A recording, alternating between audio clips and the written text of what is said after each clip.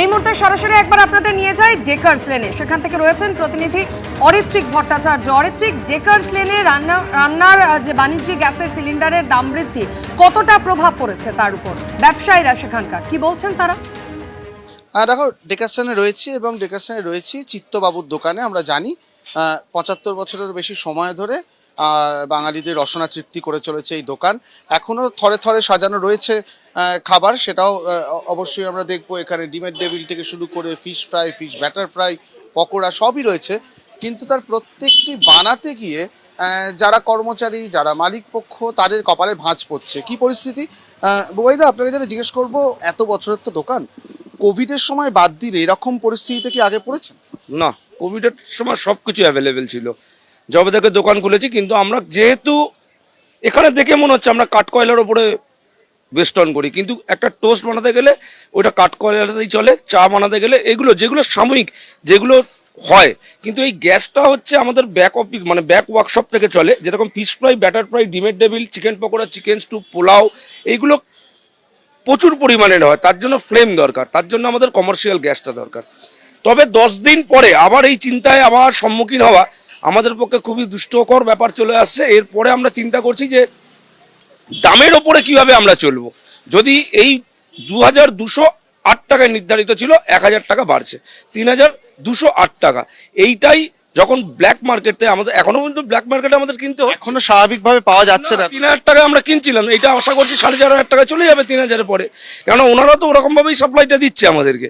কিন্তু এর প্রভাব পড়বে এই মালের ওপরে। আমরা এতদিন পর্যন্ত চিকেন স্টু, যেহেতু মুরগির দামটা একটু হাই ছিল বলে আর গ্যাসের দাম দুটো মিলিয়ে একটা 10 টাকা বাড়ানো হয়েছিল চিকেন স্টুতে।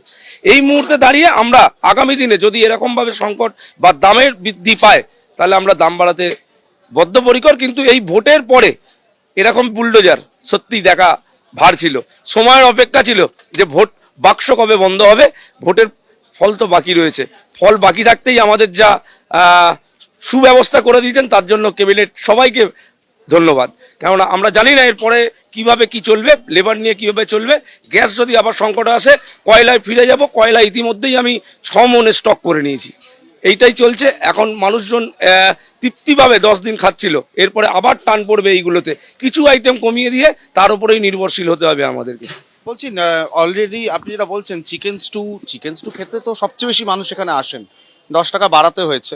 আপনাদের ক্ষতির জায়গাটা বুঝছি, কিন্তু আপনাদের সম্পর্কটা জড়িয়ে সরাসরি ক্রেতাদের সঙ্গে, তারা কি বলছেন? দাম বাড়ছে, দাম বাড়া আশঙ্কা। ওনারাই আমাদেরকে সাপোর্ট করেছিলেন যে হ্যাঁ তোমাদের তো বাড়াতে হবেই, কিন্তু ওনাদের পক্ষপাতিত্ব ছাড়া ডেকার্স লেনের চিত্তদার দোকান বা ডেকার্স লেনের প্রত্যেকটা দোকান, আমাদের একটা সম্পর্ক তৈরি হয়ে গেছে কাস্টমারদের সঙ্গে, পরিবার। ওনাদের যা মত সেই মতকেই আমরা তুলে ধরি, জনসমর্থন, খাদ্যপ্রেমীদের সমর্থন। ওনারা যেরকমভাবে নেয় আমরা সেরকমভাবেই দিতে প্রস্তুত। কিন্তু ওনারাও বুঝতে পারছেন, আজকে সকালবেলায় একটা গোল টেবিল হচ্ছিল, এবার তাহলে একটু দাম বাড়াতেই হবে বলো। তো সবই নির্ভর করছে ডিপেন্ডেবল টু কমার্শিয়াল গ্যাস।